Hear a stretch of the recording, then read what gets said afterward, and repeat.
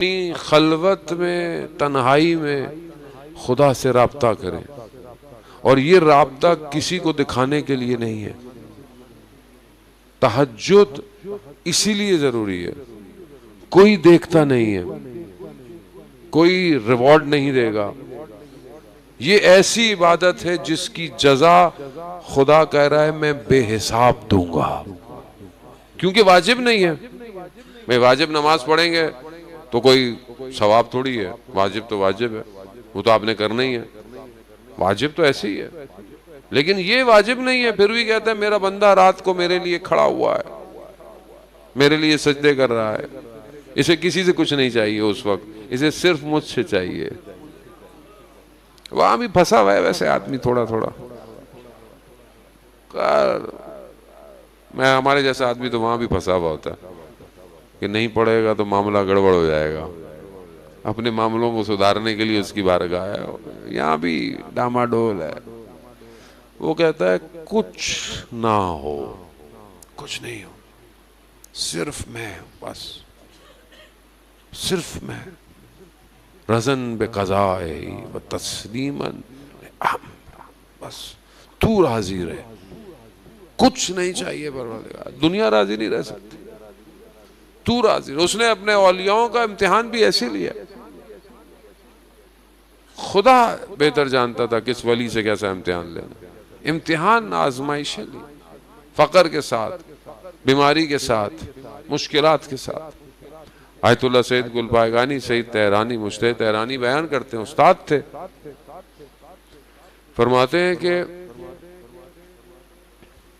آخری زندگی کی حالت، قرضہ، سرجری کرائی، گھر اپنا رہن پہ دے کے، طالب علموں کے پیسے، بیماری ایسی کہ بستر پہ،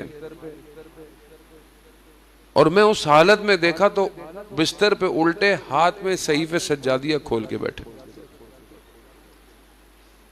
اور میں نے ان کی طرف دیکھا اور انہوں نے میری طرف دیکھا، تو کیا ان سب حالات میں تم سوچتے ہوگا کہ کتنی مشکلات میں میری زندگی ہے، کیسی جگہ ہے، کتنے قرضے ہیں، کتنا سب کچھ ہے، کیسی صحت ہے۔ تو کہنے لگے شکر ہے اس کا، اس نے اپنی بارگاہ میں رکھا ہوا ہے، مناجات کھول کے بیٹھے۔ جانے ہوتا ہم اپنی زندگی میں دیکھیں، فرصت ہی نہیں ہے، اور آپ یقین کریں یہ گزر جائے گا، یہ سب گزر جائے گا، یہ سب زندگی کی گرم دھوپ، گرم چھاؤں، سختیاں پر سب گزر جائے گا، کچھ نہیں رہتا، کچھ نہیں رہتا۔ ہم روتے ہیں اپنے جانے والے کو جلدی چلا گیا، اوہو اس کو رہنا تھا، وہ خوش ہے وہاں پہ، وہ کہہ رہا ہے یہ بھی کوئی رہنے کی جگہ تھی۔ ہر روز کی پریشانی، ہر روز کی مصیبت، ہم اپنے کو رو رہے ہیں، آئے ماں چلی گئی، باپ۔ خیر ہمارے والد صاحب خدا ان کی صحت سلامتی دے، ان کا سایہ قائم رہے، مجلس میں سوال پوچھ لیتے، مجھے ڈر بھی لگتا ہے کہ میں ان کو جواب کیسے دوں گا، کوئی اور سوال تو پوچھ نہیں سکتا ہم سے۔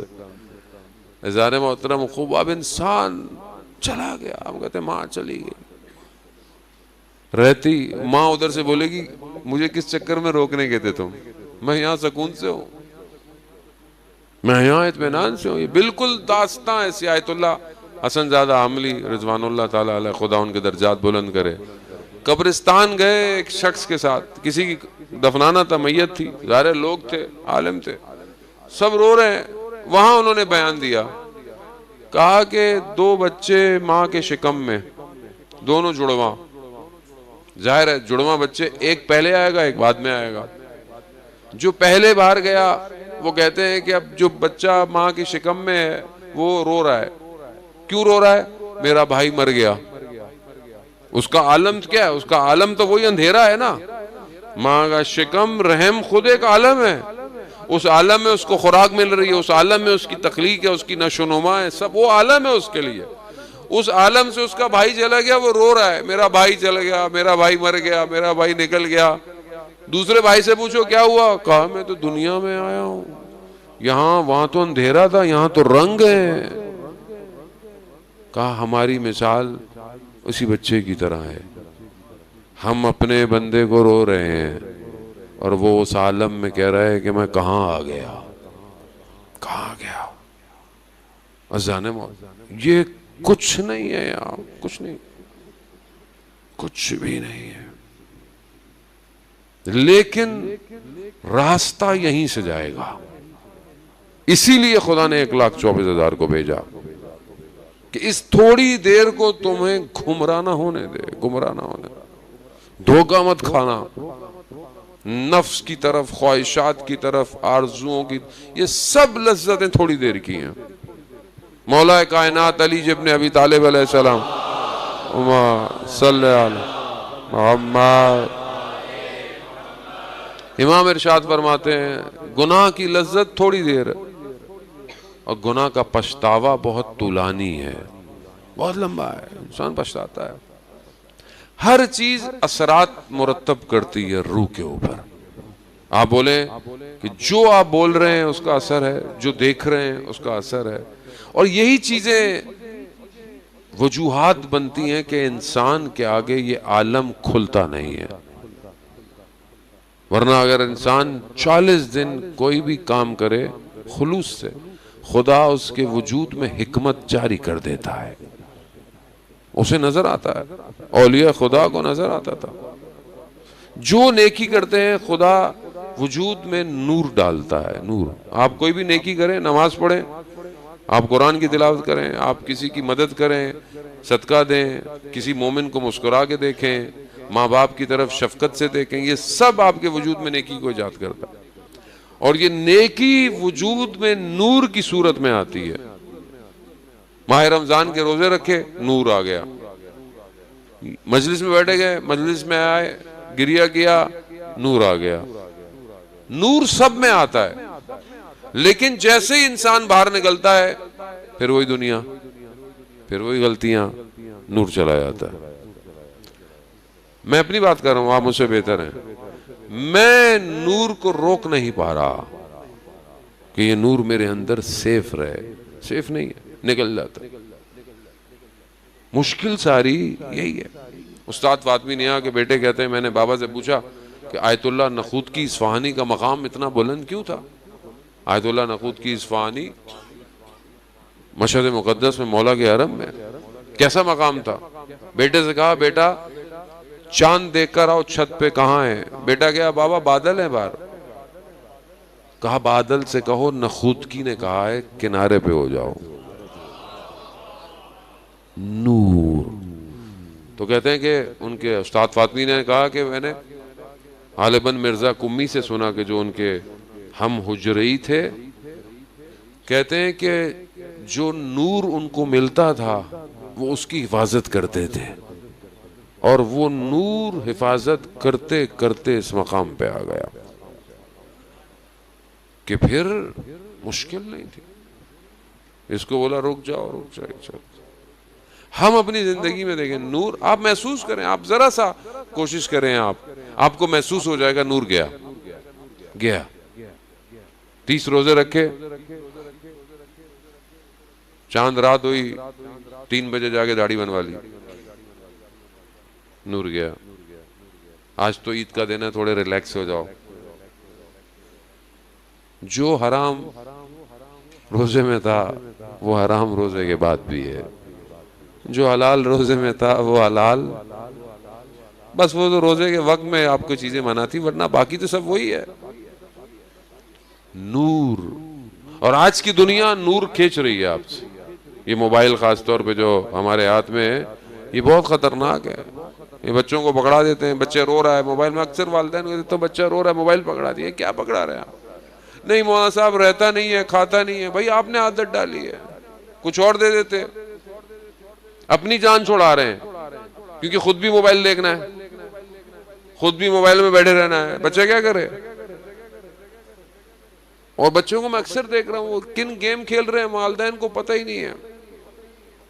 پھر بچہ کہتے ہیں بچہ ایگریسو ہو رہا ہے، بچہ غصہ کر رہا ہے، بچہ چیزیں پھینک رہا ہے، وہ کھیل کیا رہا ہے؟ وہ اس کا ذہن معصوم ہے۔